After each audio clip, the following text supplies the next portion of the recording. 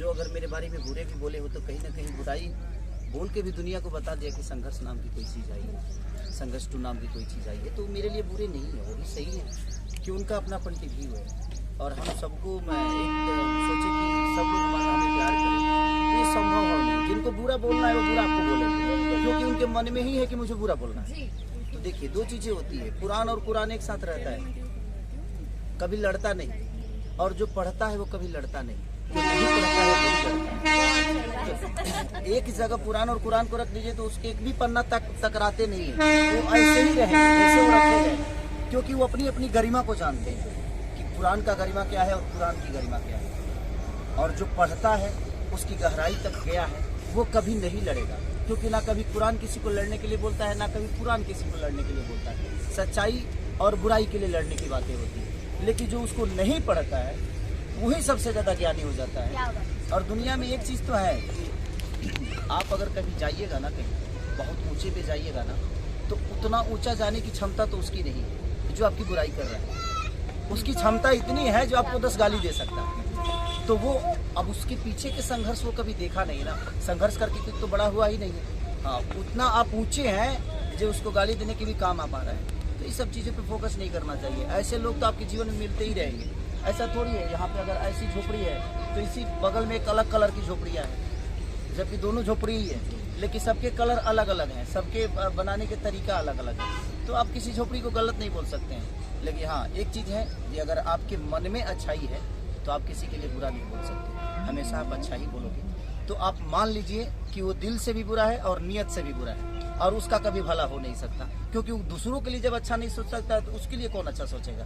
तो ये चीजें हैं, बाकी कोई बात नहीं। क्या बात, इनके साथ काम किया तभी तो ये गॉडफादर बने ना। कैसा लग रहा है? देखिए, गॉडफादर का मतलब होता है पिता, मतलब साया, और गॉडफादर मतलब होता है कि जो अपना नहीं है, भगवान है, और वो मतलब हमें हर हाल में हमारा साया बने हैं। सर के लिए मैं इसलिए बोलती हूँ गॉडफादर, अभी बहुत लोग बहुत सारी चीज़ें बोलते हैं, पर सर के लिए मैं इसलिए गॉडफादर ये शब्द इस्तेमाल करती हूँ। ये बहुत बड़ा मतलब है इसका। वो इसलिए है कि मैंने बहुत मेहनत की।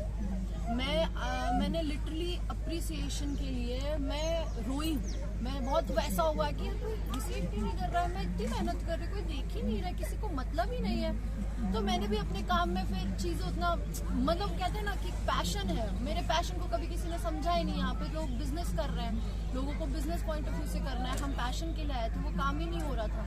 तो हम भी काम कर रहे थे, लेकिन फिर सर से मिले तो सर में वो जज्बा देखा। मैं हीरो सारी और एक दो को छोड़ करके सबके साथ ही काम किया मैंने, पर मैंने सब में, अब बाकियों को बुरा नहीं लगना चाहिए, प्लीज़ आप लोग बुरा मत मानना, पर ये आपको सीखना चाहिए सर से कि देखिए, किसी से सीखना, किसी से कुछ सीखना ये बुरी बात नहीं। मैं भी सीखती हूँ सर से बहुत सारी, रोज़ चीज़ें सीखती हूँ, और मुझे लगता है सुबह में सीखती हूँ, शाम में भूल जाती हूँ, और गुस्सा भी होती हूँ कि मैं कुछ सीख नहीं पा रही, बट सीखती हूँ। सीखना चाहिए सभी हीरोज़ को। अब जैसे हम हीरोइनों से सीखेंगे या जो भी है, तो आप लोगों को भी सीखना चाहिए कि काम के प्रति ईमानदार होना बहुत ज़रूरी है। और सबसे बड़ी बात ये, हमारी रोजी रोटी सभी बोल रहे हैं जैसे, तो हमें अपनी इंडस्ट्री को बड़ा करने के लिए हमने क्या किया, हमने तो बड़ा कर रही है इंडस्ट्री, हमने अपनी इंडस्ट्री को बड़ा करने के लिए क्या किया। कल को कोई सवाल पूछे तो उसका जवाब आपके पास रहे, वैसा कुछ काम करना चाहिए। तो इसलिए अब सर वो चीज़ें करते हैं, और सर ने मुझे सपोर्ट किया। उन्होंने, जो किसी ने नहीं देखा मेरी मेहनत, और ये चीज़ें बोलते वक्त मैं थोड़ी इमोशनल हो जाती हूँ, तो मुझे मैं नहीं देखा किसी ने, तो वो चीज़ अप्रिशिएट की सर ने, इसके लिए मैं गॉडफादर कहती हूँ। और मुझे आज इतनी बड़ी फिल्म गॉडफादर जो हम कर रहे हैं, वो अ स्टेप अहेड दैन संघर्ष 2 है। ऑब्वियस सी बात है, हर इंसान को अपने पिछले काम से ज़्यादा अच्छा काम करना चाहिए, और बहुत अच्छी फिल्म है ये। मैं ऐसे एक नॉर्मल सी चीज़ कहूँ तो ज़िंदगी है, बस जो हर इंसान की ज़िंदगी होती है, ज़िंदगी है, पर किसी की ज़िंदगी में उतार चढ़ाव ज़्यादा होते हैं, किसी में कम होते हैं, तो पूरी ज़िंदगी की कहानी है, इसलिए हम जवान से बुढ़ा गए हैं यहाँ पे।